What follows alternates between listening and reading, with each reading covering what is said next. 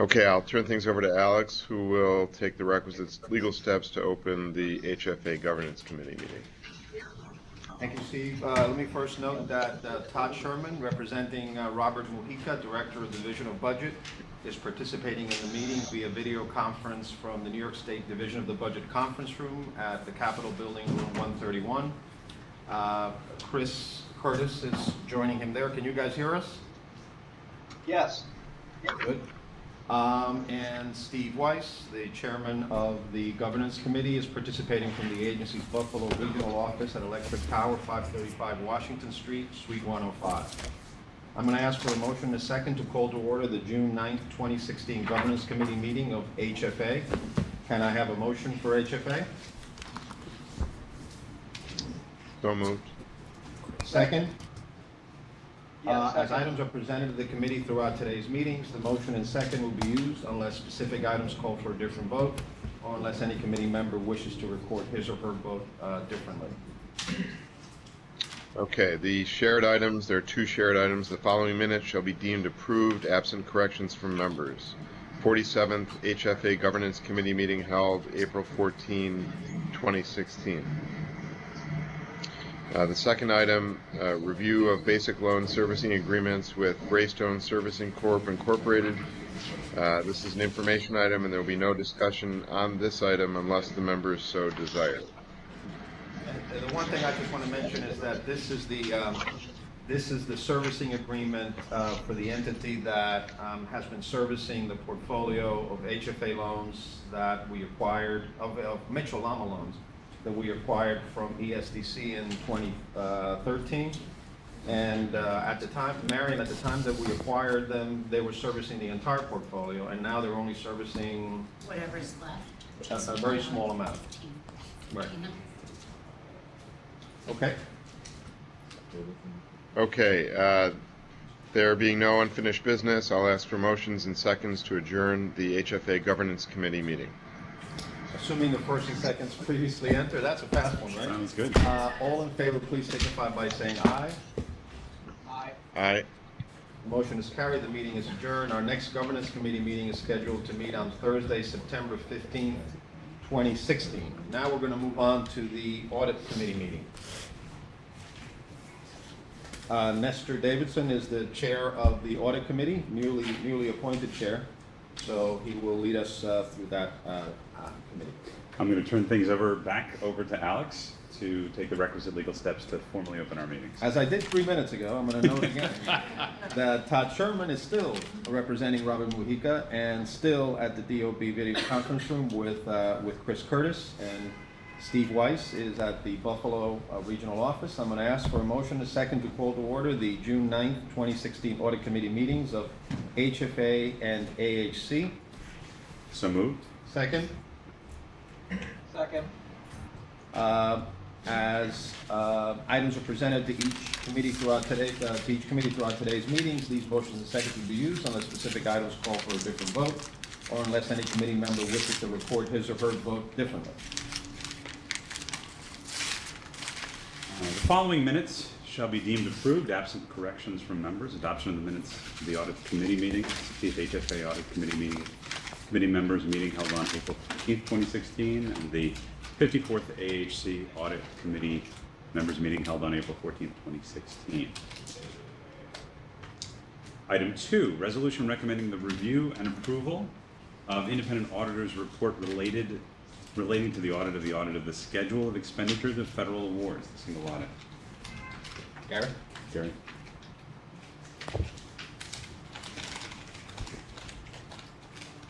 Morning. Good morning. So we're up to present the single audit, also known as the A-133 audit of federal funds received by the agency. I'm here with Louis Roberts of Ernst & Young. He's the partner working on the audit. This audit looks at all the federal funds that pass through the agency, which are listed on page 81 of the report, which is a schedule of expenditures of federal awards. And this lists down the different categories of federal funds that we received during the year.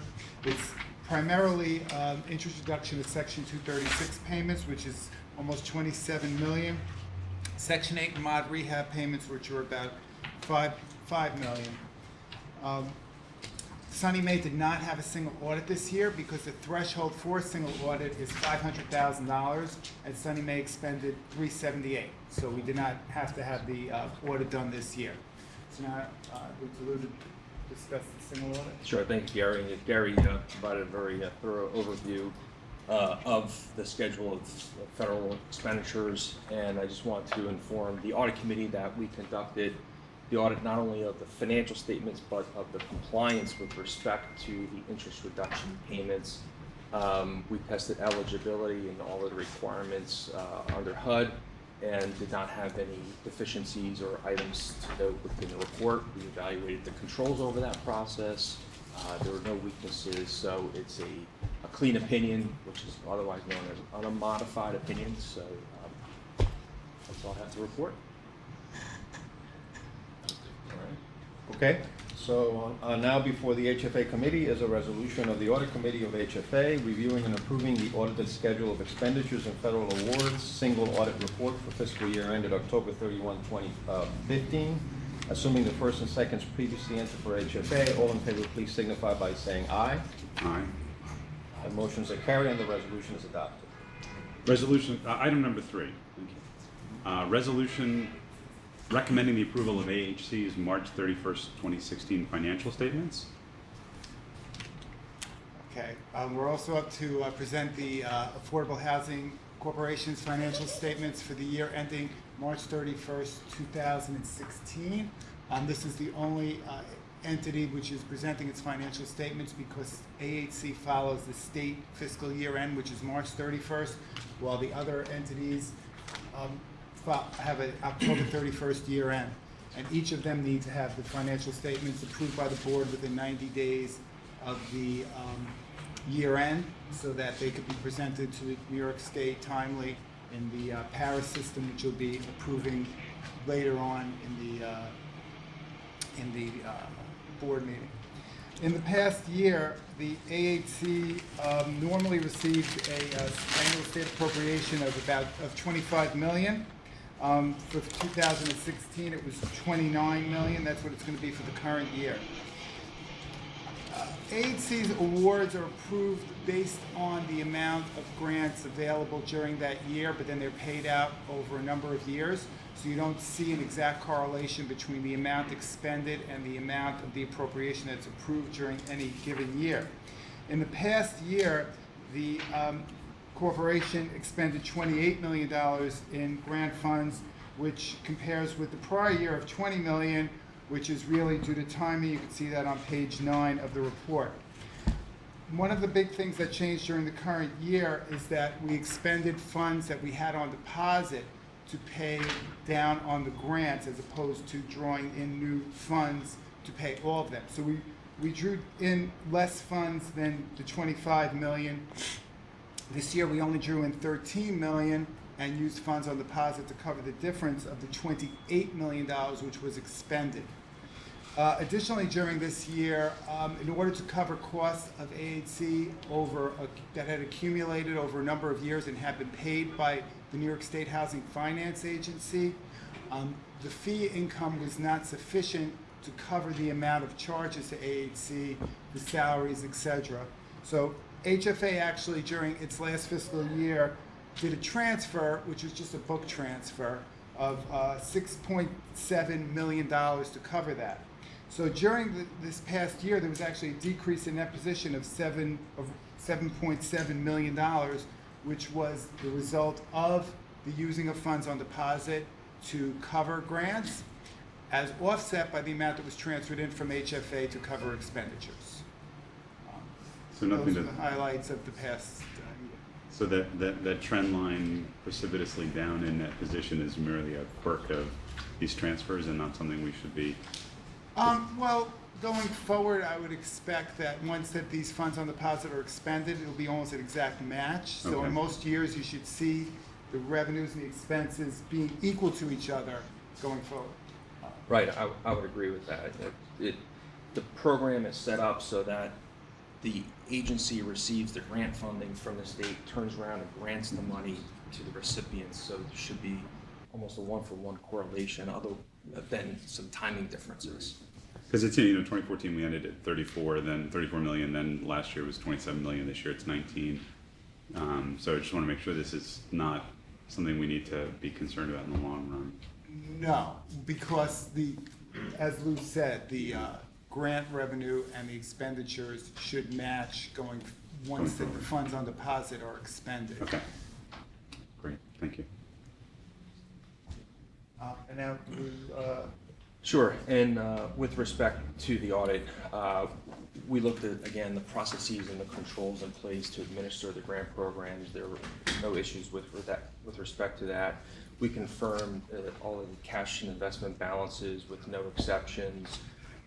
We take a look at the repayment of funds and the recapturing of funds from the grant recipients to make sure that that's properly recorded. And we also take a look at the administrative costs to manage the program. We did not identify any issues to report to the audit committee. And this is also an unmodified opinion, which is a clean opinion. and we also have the schedule of investments included, which is another opinion provided. It's in the back. Okay, so now before the AHC committee is a resolution of the audit committee reviewing and approving the audited financial statements for fiscal year 2015 and 2016, assuming the first and seconds previously entered. For AHC, all in favor, please signify by saying aye. Aye. The motion is carried and the resolution adopted. Item 4, annual review of independent auditor contracts with Ernst & Young LLP. This is an information item. There will be no discussion on this item unless the members so Gary. desire. We have a new item, a presentation by Ernst & Young on review of agency's financials. Come on back. And just to preface this, this was a request made by the chair of the audit committee. We have periodic presentations, educational presentations for the committee, and this one is intended to walk us through some of the highlights of the HFA financials, so as committee members look at it in the future, they'll be better educated. Sure. Well, thanks for having me here to walk you through that. What I'd like to do is call your attention to the 2015 HFA financial statements. And what I'd like to do is just kind of walk you through some of the areas to really focus on. And as I go through this, if there's any questions, feel free to interrupt. I'd rather this be interactive and informative versus me just walking through this. So as you know, the financial statements consist of various components. There's the management discussion and analysis, which starts on page 14. There's the statements themselves, the statement of net position, the statement of revenues, expenses, and changes in net position, and the footnotes. And if there's any area that you look at, it should be the management discussion and analysis, because what it has is the condensed financial statements within there, and then explanations as to what the year-to-year changes are. So if you look at page 22, this is the condensed statement of net position. And as you can see, you have the cash and investments, the mortgage loans, the changes in the interest rate swap, which is otherwise known as deferred outflows of resources, and the other liabilities. And what you have on the following few pages are the explanations for the reasons for the changes. And that's really informative because it really tells the story of how the agency performed over the past year and two, because what we have is 3 years worth of financial information. So it not only addresses the current year change, but also the change from 2013 to 2014. And when you look at the statement of net position, which is on page 31, this is much more detailed than the condensed financial information in MD&A. And you can see cash is detailed to current and non-current cash, and restricted and unrestricted. And the majority of the assets are restricted for the purpose of providing loans and making debt service payments. So you're not going to see a significant amount of unrestricted cash. The unrestricted cash is to pay for the operations of the agency. Another important thing is, as you look at the financial statements, the footnotes are very important, because that provides more information with respect to the nature of the account balances. So, for instance, cash and investments, if you look at footnote 5 and 6, starting on page 41, this will walk you through what the agency's investment policy is, the nature of the investments, the different risks of the investments, such as the credit risk, the diversification standards, and interest rate risk. And as you'll see on page 43, the agency's investments are primarily U.S. securities. And they're invested in those securities for the preservation of the investments. And again, they're mostly restricted, and a lot of it is current because it's there to make loans as well as debt service payments. So this is structured in a way to make the payments in a timely fashion.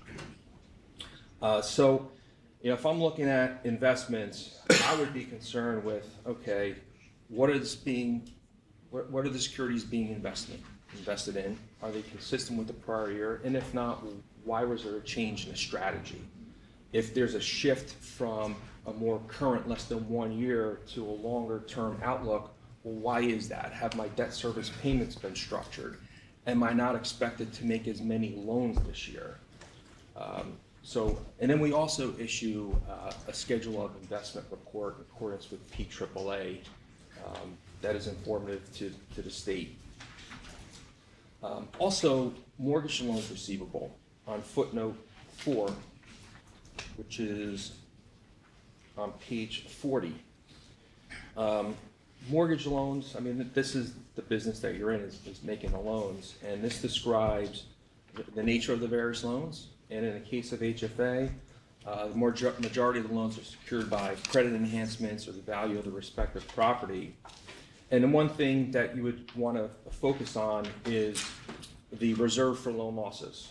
How is that performance? What is that loan loss with respect to the gross balance of loans that are outstanding? So actually, when we do the audit, that's one of the analytical review procedures we do, is take a percentage of what your reserve for uncollectible accounts are with respect to the gross balance, and is there any deterioration in that, or is there any improvement, and if so, why?